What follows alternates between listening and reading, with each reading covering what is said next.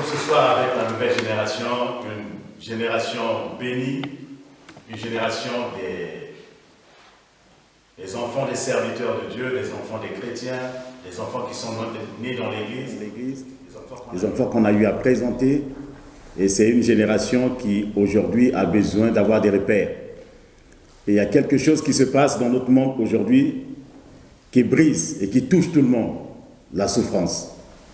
Vous savez, la souffrance frappe partout, les grands comme les petits. La souffrance, nous naissons dans ce monde avec la souffrance. Par notre naissance, nous commençons d'abord par crier. On crie la douleur. Et en criant aussi, en sortant en criant, la maman aussi crie pour que la vie vienne dans ce monde. Vous savez, c'est quelque chose qui aujourd'hui, beaucoup de gens en souffrent, et surtout les jeunes gens. Comme j'ai parlé un peu avec ces enfants, les enfants qui sont là autour de moi, nous parlons un peu du sujet qui les préoccupe, parce que beaucoup de jeunes gens sont brisés, beaucoup de jeunes gens sont en souffrance, ils sont dans des maisons, ils sont avec leurs parents, mais ils se sentent seuls, ils sont avec leurs frères, mais ils se sentent abandonnés, et il y a tant de souffrances que l'ennemi essaye d'éjecter dans la vie de ces enfants. Vous savez, il y a deux sortes de souffrances, deux natures. La première souffrance, nous pouvons dire, c'est des choses que nous n'avons pas désirées, des choses que nous-mêmes, nous n'avons pas cherchées, parce que c'est d'autres qui nous font souffrir. Nous sommes venus dans un monde, nous avons trouvé des gens qui sont là, et souvent, ils peuvent nous faire souffrir. Les enfants peuvent souffrir d'un divorce, les enfants peuvent souffrir d'une séparation, les enfants peuvent souffrir de l'éloignement de famille, les enfants peuvent souffrir de beaucoup de choses, des injustices, parce que souvent, ils n'ont pas la parole, ils ne peuvent rien faire, ils ne peuvent rien dire, mais ils subissent. Ça, c'est la souffrance qui touche tout le monde, où on n'est pas acteur dans cela, mais on subit, on devient victime. Mais la deuxième souffrance, c'est la souffrance à cause de nos choix, à cause de ce que nous avons fait, à cause des fréquentations, à cause des habitudes, à cause des personnes, à cause de ce que nous-mêmes, nous voulons expérimenter, et nous arrive souvent de souffrir. Mais ce soir, nous avons commencé notre voyage vers la guérison, parce que Dieu nous a promis de nous guérir. Et nous voulons apporter la guérison à cette nouvelle génération, et apporter aussi la guérison à tout un chacun, parce que nous tous, nous souffrons. Tout à l'heure, j'aimerais vous dire que c'est un sujet que je maîtrise pour avoir moi-même, dans ma jeunesse, souffert de la séparation de mes parents. C'était quand même très dur. Et ça, je peux comprendre ceux qui passent par ce moment-là. Peut-être que tout le monde n'a pas vécu cela, mais pour ma part, ça a été un traumatisme. Mais au départ, je méprisais, je négligeais, je pensais que ça ne pouvait pas avoir d'incidence sur ma vie. Mais au fur et à mesure, en grandissant, je me suis rendu compte que c'était un peu comme des cocottes minutes. Vous savez, quand vous prenez une casserole, vous mettez sur le feu, vous mettez de l'eau, quand vous allumez, ça bout, l'eau bout, mais ça bouillonnait au-dedans de moi. Mais je ne savais pas que ce qui chauffait ma vie, ce qui faisait que j'étais tout le temps bouillant, j'étais tout le temps emporté, j'étais tout le temps en colère, j'étais tout le temps un peu renfermé sur moi-même, c'était la flamme, ce feu-là qui brûlait. Mais j'ai appris à aller chercher la cause. Et en cherchant la cause, il fallait que je puisse éteindre le feu. Et quand j'ai éteint le feu, l'eau s'est refroidie et la paix est venue. Et c'est pour ça que j'aimerais dire à tout un chacun, et surtout à nos enfants qui sont là, souvent il y a une flamme qui alimente tout cela. Il y a une flamme qui alimente, qui permet que ça boue, ça dérange, et Dieu veut aujourd'hui nous guérir. Je leur ai dit, et j'aimerais vous dire aussi, nous sommes un peu à l'image de Titanic, ce bateau qui navigue, tout le monde acclame, tout le monde est heureux, nous sommes en train de naviguer et nous pensons, mais au fond, il y a quelque chose sous la mer que nous allons percuter, et c'est ça que, deux fois, on voit la vie des gens, ils naviguent bien, c'est des jeunes gens qui commencent très bien, mais on n'a pas fait attention, on n'a pas des radars, on n'a pas eu le regard pour voir sous la mer, il y avait l'iceberg qui peut percuter et casser la coque pour que l'eau puisse rentrer et le bateau puisse couler. Et nous ne voulons pas que vous puissiez couler comme Titanic, parce que souvent on voit des gens, on ne sait pas ce qui se passe au fond.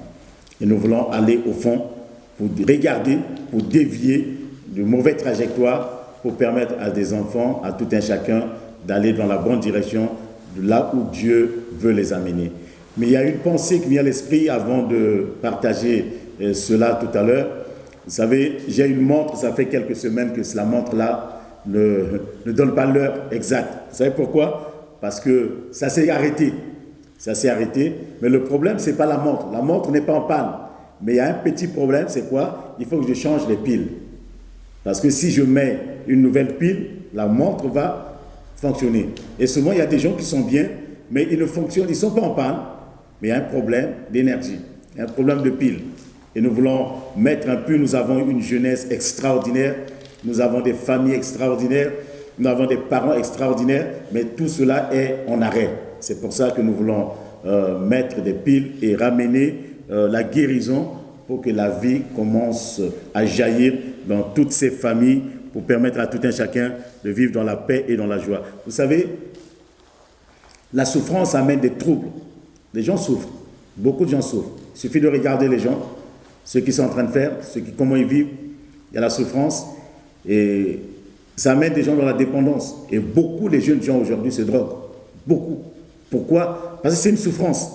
Ce n'est pas l'effet de mode, mais c'est une souffrance. C'est l'absence d'un adulte à côté, l'absence de quelqu'un, un jeune a confié pour attirer l'attention de mes parents, il faut que je vole, il faut qu'on m'arrête à la police pour qu'ils viennent me chercher. Parce que pour lui, c'était une façon, parce qu'on ne s'occupe pas de lui, on ne fait pas attention à lui, mais il faut qu'il attire l'attention des gens. Et nous sommes dans une génération où la drogue circule partout et le jeu côtoie cela au quotidien et nous voulons tout simplement les encadrer, les aider. Et pourquoi ils se droguent? Il y a des naissances, il y a des grossesses précoces. Pourquoi? Parce qu'à force, on veut s'approcher à quelqu'un, on souffre. Il n'y a pas le père absent, la maman absente. Et les gens travaillent, ils rentrent tard. Et pendant tout ce temps, les enfants sont livrés à eux-mêmes, allant voir la pornographie, allant dans des choses, et regardant des choses. Et cela amène aussi dans le décrochage scolaire. Et nous voulons tout simplement aller chercher au fond cette flamme, éteindre cette flamme, ce feu qui brûle dans notre jeunesse, qui les amène à faire partie des gangs, les amène à faire partie des voyous, qui les amène à faire partie des brigands et qui les déstabilise complètement. Vous savez, dans la souffrance, soit vous réagissez bien, vous vous en sortez, si vous réagissez mal, vous coulez.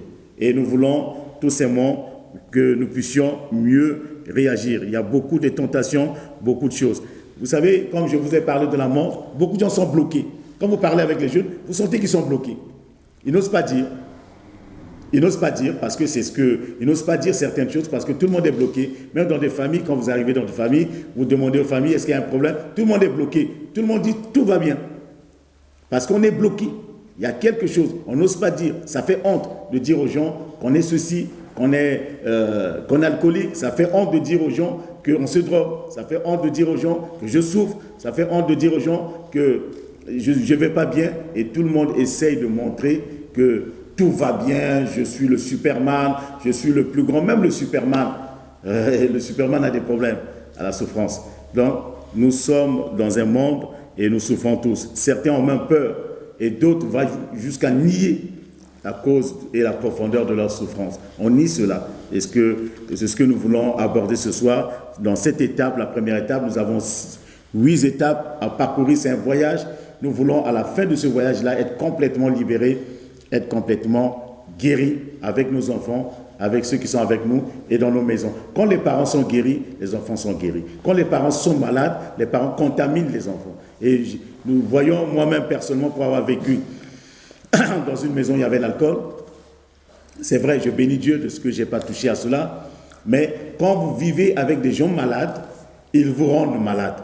Quand vous vivez dans un foyer où il y a des tensions, il y a des injures, dans un foyer où il y a de l'incompréhension, dans un foyer où les gens s'insultent, il n'y a pas de valeur, il n'y a pas de limite, il n'y a pas de retenue, mais ceux qui payent le prix, ce sont les enfants. Quand les parents se battent, les enfants le vivent très mal et ça peut jouer sur la scolarité de tous ces enfants. Mais souvent, ils n'osent pas dire, mais ils souffrent au fond de leur cœur. Ils souffrent beaucoup de choses. Et notre première étape, c'est tout simplement, nous voulons admettre. Je vais admettre, je vais dire, aidez-moi. Je vais dire tout simplement, aidez-moi, je n'en peux plus. Je souffre au fond de moi-même. mon cœur bout, il y a des choses au fond de moi. Ça peut être le cri d'un jeune qui est là et qui se dit, mais oui, mais aidez-moi, je ne peux pas m'en sortir. Mais comme on est tellement fiers, les enfants sont aussi fiers, personne n'ose dire à l'autre qui souffre. Mais nous voyons les problèmes que les enfants ont, ils se le racontent entre eux dans les cours de récréation, partout, mais ils se confient souvent à des gens qui n'ont aucune expérience de vie, et eux aussi contribuent à les détruire. Si c'est comme ça, fais telle chose. Si c'est comme ça, fais ceci. Si c'est comme ça, fais telle chose. Et souvent, par immaturité de la jeunesse, ils suivent des mauvais conseils et souvent ils suivent des mauvaises personnes, oui, qui déstabilisent leur vie. Et nous voulons être des remparts pour les enfants. Mais avant cela, nous les parents qui sommes là aussi, nous devons aussi chercher la cause de notre souffrance. Parce que si nous souffrons, nos enfants vont souffrir. Une maman qui souffre dans la maison, ses enfants souffrent dans la maison. Un papa qui est en souffrance, les enfants aussi souffrent. Et souvent les enfants le vivent très mal. Ils vivent très mal cela. Et il y a d'autres enfants qui trouvent leur place seulement dans les foyers, mais malheureusement, en allant encore au foyer, ils vont trouver pire que ce qu'ils avaient dans la maison. Donc, la vie, elle est compromise et nous voulons aider ces enfants. Vous savez, souvent, les gens disent que moi, je ne souffre pas. C'est ce qu'on appelle le déni. Le déni, et qu'est-ce que le déni? Je donne la définition du déni. Le déni est un comportement d'autoprotection qui nous empêche de nous confronter honnêtement à la vérité. Mes enfants sont là, je vous demanderai d'écrire cela. Le déni est un comportement d'autoprotection qui nous empêche de nous confronter à la vraie vérité. C'est-à-dire, je nie la vérité, je refuse. C'est aussi un refus d'accorder ce qui est dû. Et le refus aussi de reconnaître les faits traumatisants, tentative de nier la réalité, parce qu'elle est difficile à accepter. Souvent, un adulte qui souffre, il va faire quoi? Un adulte qui souffre, il va peut-être se mettre à se droguer, il va peut-être se mettre à boire, parce que pour lui, il refuse de reconnaître cela. Il noie ses soucis dans l'alcool, il noie sa souffrance dans l'alcool. Il se dit, je vais quand même peut-être boire et je veux oublier. Mais on n'oublie pas plus mal. Vous savez, il y a des gens qui sont étouffés. Ils sont étouffés par la souffrance. Ils sont étouffés par la souffrance. C'est pour ça que ce soir, nous voulons encore vous aider vraiment à s'en sortir. Et comme vous savez, dans la parole de Dieu, la seule chose qui peut nous aider ce soir encore, c'est la parole de Dieu. Et c'est pour ça que je m'appuie sur la parole de Dieu pour aider. Seule la parole de Dieu, c'est le bon remède.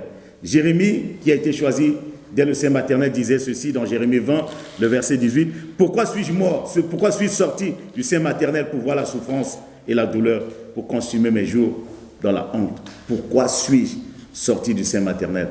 Vous savez, souvent, on se dit, mais je souffre tellement. Pourquoi je suis né? Il nous est arrivé déjà de poser des questions. Pourquoi je suis né? Je souffre. Il y a des gens qui sont nés malades. Il y a des gens qui sont nés avec des handicaps.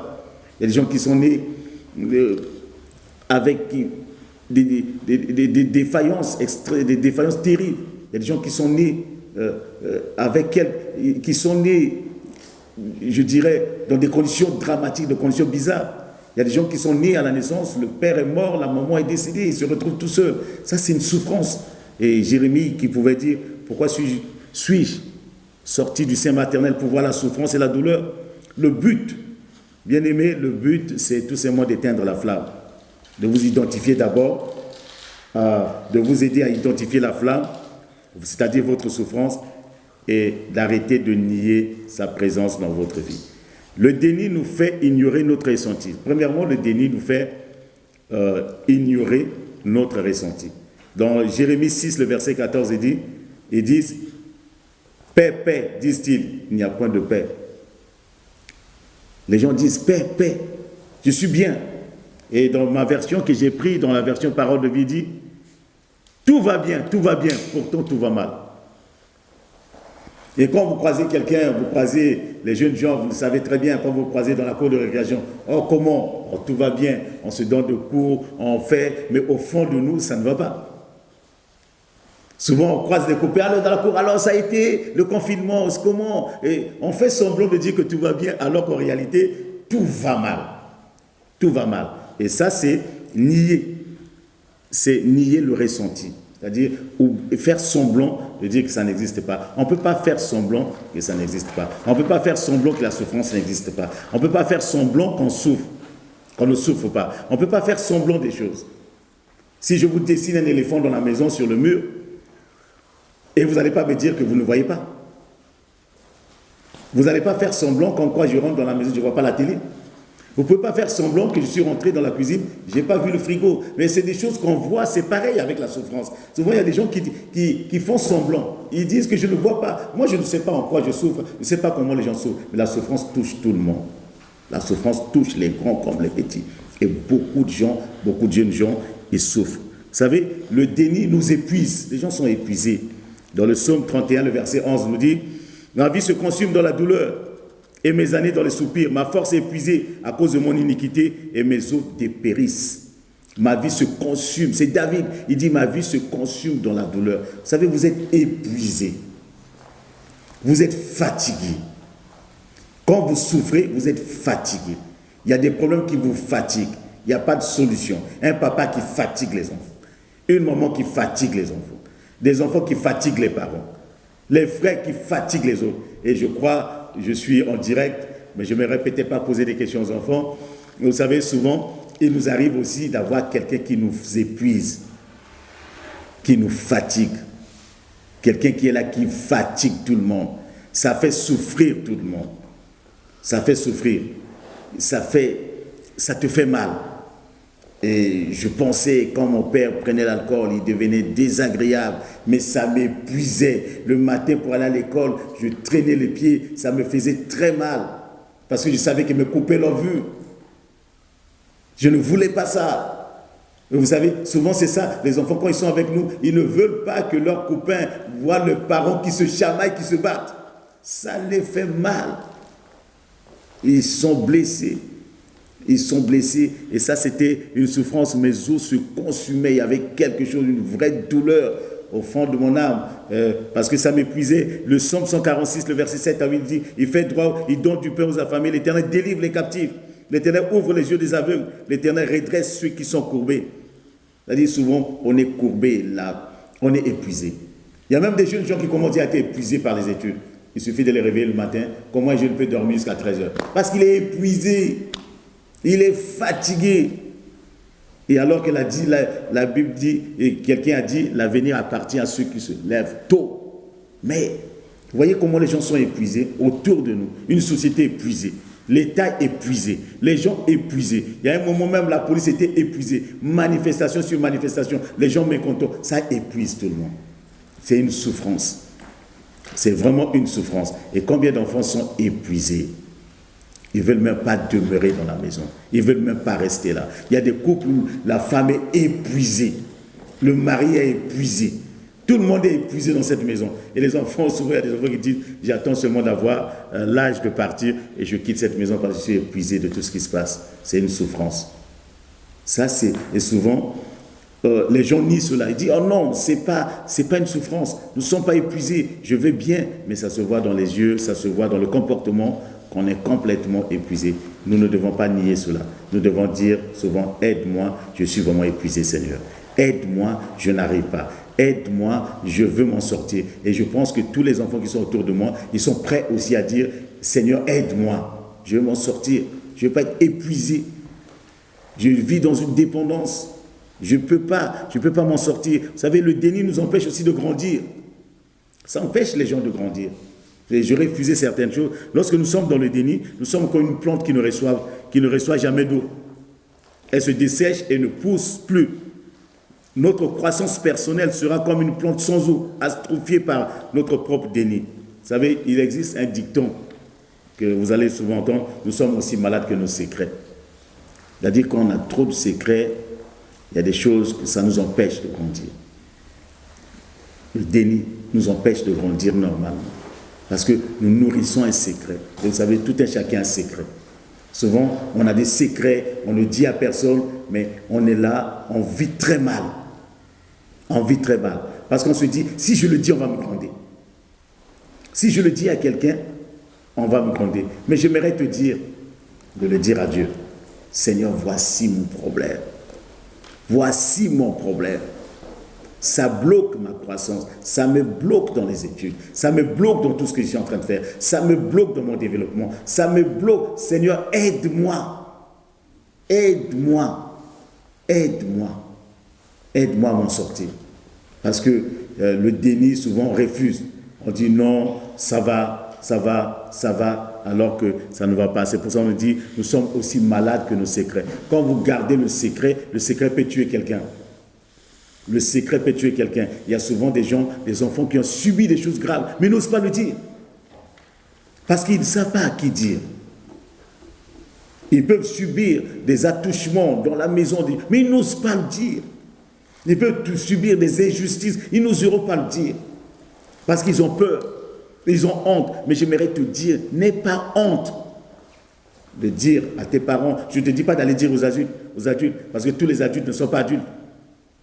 Mais de dire à tes parents, de dire à quelqu'un que tu as confiance. Je ne dis pas de divulguer des choses, parce qu'un enfant garde le secret. Souvent, il préfère, et le secret que tu gardes qui est mauvais peut te détruire.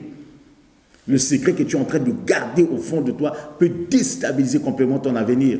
Il y a des choses que tu n'aimes pas dire, parce qu'on est bloqué. Et quand on est bloqué, c'est comme l'ordinateur, c'est bloqué. Vous ne pouvez pas avoir accès à cet ordinateur. Et souvent, il y a des jeunes gens, ils sont bloqués, c'est-à-dire l'esprit est bloqué. Tu ne peux même pas te libérer pour tes études. Pourquoi les gens n'arrivent pas? J'ai accompagné des enfants, je vois que tout le monde se met unanime, dit, il n'est pas bête, il n'est pas idiot. Mais qu'est-ce qui le bloque? Parce que les secrets, il y a des secrets, des choses mauvaises. Ça bloque les gens. Ça empêche les enfants de se développer. Vous savez, toutes les personnes qui ont des secrets ne se développent pas. Parce que tu préfères mourir avec le secret. Tu gardes le secret. Mais le secret ne va rien te faire. Ce n'est pas un bon secret. Ce n'est pas un secret de réussite, mais c'est quelque chose de mauvais. Tout ce qui est mauvais n'est pas un secret. Le secret, c'est ce qui permet de réussir. Mais si ça permet d'échouer, ce n'est plus un secret. Tu dois l'abandonner et le livrer. Dans leur détresse, ils crièrent à l'Éternel. Il les délivra de leur angoisse. C'est-à-dire, c'est des angoisses. Dans le psaume 107, le verset 13 à 14, dans leur angoisse, dans leur détresse, plutôt, ils crièrent à l'Éternel. Il les délivra de leur angoisse. Il les fit sortir des ténèbres, de l'ombre de la mort. Il rompit leurs liens. Dieu va rompre vos liens. Dieu va vous délivrer de ces secrets. Dieu va vous délivrer des choses. N'acceptez pas que quelqu'un vous donne un secret. Ne permettez pas que vous puissiez faire quelque chose de secret avec quelqu'un. Et les jeunes gens qui m'écoutent, ne faites pas des secrets avec les adultes. Vous êtes enfants, ne faites pas des secrets avec des amis. Ne faites pas des secrets pour faire telle chose avec vos amis. Parce que le secret tue. Et le secret peut vous empêcher d'avancer. Et je terminerai pour le premier. Il y a les 6 dénis. Mais j'aimerais rester parce que j'ai entendu un enfant dire s'éloigner de Dieu. Le déni nous éloigne de Dieu. Vous savez, quand on est dans ces choses-là, je commenterai prochainement, mais j'aimerais m'arrêter sur ce 3e point, le secret. Parce que nous sommes là, ne niez pas. Ne niez pas. Ne faites pas semblant. Vous êtes appelés à vivre une vie épanouie. Ne faites pas semblant. Ne vous laissez pas déstabiliser. Ne vous laissez pas abattre. Tout, vous êtes là, vous devez être transparent. Vous devez être propre devant Dieu. Parce que le secret, ce n'est pas pour cet âge. C'est la réussite. Ce que vous devez garder au fond de vos cœurs, ce sont les leçons que vous apprenez à l'école. Mais pas des secrets d'adultes. Pas des choses qui n'ont rien à voir avec votre génération. Daniel était un garçon, mais Daniel n'avait pas un secret, sinon c'était la révélation de Dieu que Dieu lui donnait. Joseph n'avait pas de secret. La femme de son maître a voulu faire un secret avec lui. Vous imaginez un peu? Je n'aurai pas le temps de commenter cela avec vous. Vous pouvez regarder dans le livre de Genèse. Où on vous dit que la femme de son maître vient vers lui. Il n'a que 17 ans, 18 ans, c'est un jeune. Et la femme de son maître veut l'amener dans les choses des grands. Il dit, je vais faire un secret avec toi. Rentre dans ma chambre, viens avec moi. Et Joseph dit, non, moi, je suis né un jeune homme. Je ne suis pas là à faire des secrets avec des adultes. Il a refusé le secret. Et refusé. Libérez vos cœurs. Vos cœurs doivent rester purs comme les cœurs des enfants. Parce que Dieu a des choses à faire avec vous. Dieu a des choses invraisemblables à accomplir dans vos vies. Et je prie ce soir que pendant le voyage que nous avons entamé avec vous, nous avons le chemin encore long pour nous. Mais nous allons petit à petit nous libérer, nous affranchir, briser les chaînes et les liens de tout ce qui nous empêche et qui nous font souffrir au plus profond de nous. Que Dieu vraiment garde vos jeunes cœurs. Que vous ne souffrez pas comme des adultes.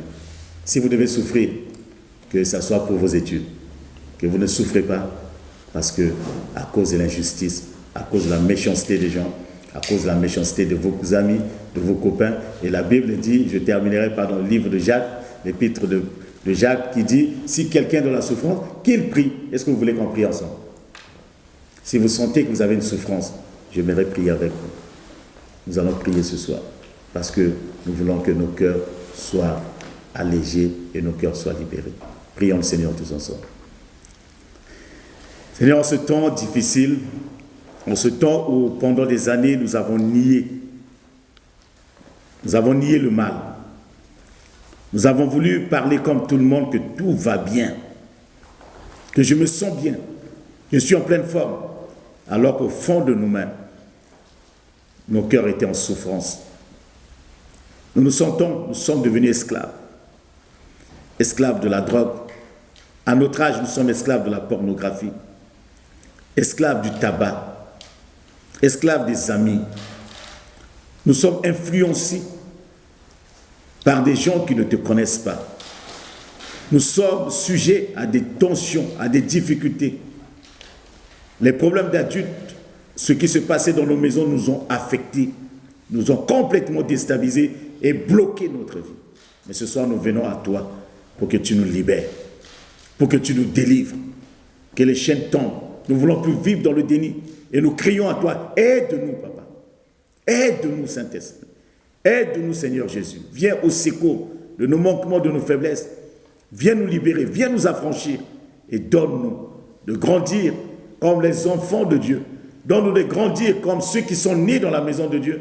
Donne-nous de grandir comme des parents en bonne santé pour que nos enfants aussi soient en bonne santé. Donne-nous de grandir comme des enfants, Seigneur, qui te connaissent et qui marchent dans la crainte de ton nom.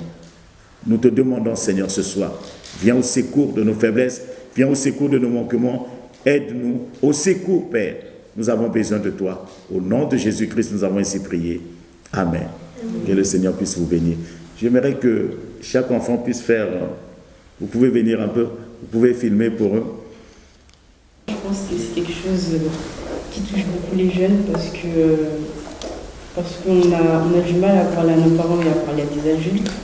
On aime beaucoup se confier entre nous, mais comme on n'a pas d'expérience entre nous-mêmes enfants, on ne peut pas donner les bons conseils, on ne peut pas donner le bon conseil qui va nous diriger vers la guérison.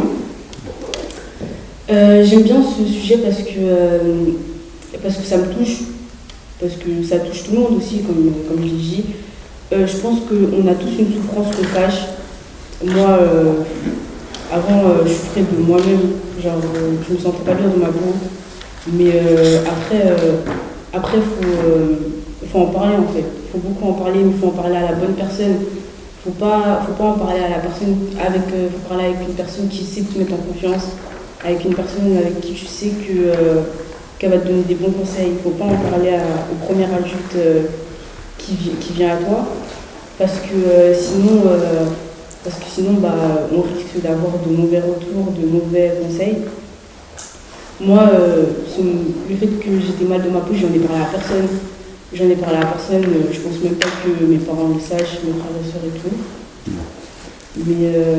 Mais voilà, j'en ai parlé à quelqu'un qui m'a donné de bons conseils et aujourd'hui je me sens bien dans ma peau. Et donc je pense que toute souffrance mérite d'être délivrée. Donc voilà. Ok. Bien. Et moi j'ai plus, comment dire, dans mes souffrances, c'est juste le fait d'avoir perdu mes parents et de pas vraiment avoir connu mes parents. Et le fait que je n'ai pas vraiment vécu avec eux, c'était une grande souffrance pour moi parce que après j'ai dû essayer de m'en sortir tout seul pendant quelques temps. Et ça m'a beaucoup pénalisé. Il y a des choses que j'ai pas su vivre avec eux et que j'aurais aimé qu'ils soient là pour me voir faire des choses, mais ils sont plus là et du coup je ne peux pas. Mais j'ai quand même eu des chances, comme par exemple quand on m'a emmené en France. Et ici, quand je suis arrivé, j'ai eu du mal à m'en sortir un peu. Et j'ai eu du mal aussi à pouvoir faire confiance à d'autres personnes. Parce que, certes, j'ai essayé de me dire que oui, c'est pour ton bien qu'ils ont fait ça. Mais d'un côté aussi, je me disais que si mes parents étaient là, ça aurait peut-être pas été bien que je sois avec eux justement dans ce pays-là. Mais je me suis aussi dit que des fois, il y a des choses qui arrivent et on ne peut pas l'éviter. Et c'est pas... Des fois, je sens comme un sentiment d'injustice parce que je me dis pourquoi ça m'est arrivé qu'à moi. Pourquoi mes parents sont partis, pourquoi j'ai pas pu vivre avec eux. Mais c'est des choses qui peuvent arriver, qui arrivent à tout le monde. Et il y a des choses qu'on doit vivre avec et essayer de justement passer à autre chose. Même si des fois ça peut être dur et on peut avoir des blocages et des choses qu'on ne peut pas souvent exprimer avec d'autres personnes. Parce qu'il y a des choses qu'on vit et il y a des choses qu'on est confronté à ça, mais on ne peut pas l'exprimer à d'autres personnes parce qu'on se dit que ce n'est pas nos parents. Et on se dit aussi que eux, ils ne peuvent rien faire pour nous. Et du coup, on garde ça au-dedans de nous et on essaie de trouver des moyens de s'en sortir tout seul, mais des fois, ça nous mène aussi vers d'autres chemins. Et ça ne nous permet pas vraiment de pouvoir plus se libérer. Et ça nous enferme encore et ça nous emmène dans des chemins qu'on n'est pas censé emprunter. Et à faire des choses qu'on n'est pas censé faire normalement. Et ça peut nous détruire. Et ça peut aussi nous faire beaucoup de mal. Parce que il y a des fois où cette peine aussi, et cette souffrance qu'on ressent, on doit aussi l'utiliser aussi pour faire des grandes choses. Parce que ça peut nous donner une détermination et essayer de prouver à d'autres personnes que oui, malgré ce qu'on a vécu, on peut quand même s'en sortir. Merci. Bonsoir, je m'appelle Nathan et en tant que fils de pasteur, j'ai souvent fait face en fait à des injustices et de nombreuses en fait des barrières qu'on me mettait. Et ça entraînait en fait beaucoup de colère. Et je voudrais inciter les jeunes à exprimer cette colère. Est-ce qu'on peut couper et en tant que jeune qui a pu expérimenter ça, je conseillerais à notre jeunesse d'en parler à des adultes, à des personnes plus expérimentées qui pourront nous conseiller ou tout simplement à Dieu. Bonne soirée. Jésus, je te remercie Seigneur pour ce temps que tu nous as accordé Seigneur. Merci Seigneur parce que tu as permis à chacun de nous de libérer une histoire, de dire une histoire Seigneur en public Seigneur, de nous libérer Seigneur, de nous sentir un peu apaisés Seigneur. Merci Seigneur parce que nous avons appris des choses Seigneur, nous avons des passages maintenant qui peuvent nous aider à avancer Seigneur sur cette route Seigneur, sur ce temps que nous allons... pardon, excusez-moi, est-ce qu'on peut commencer? D'accord.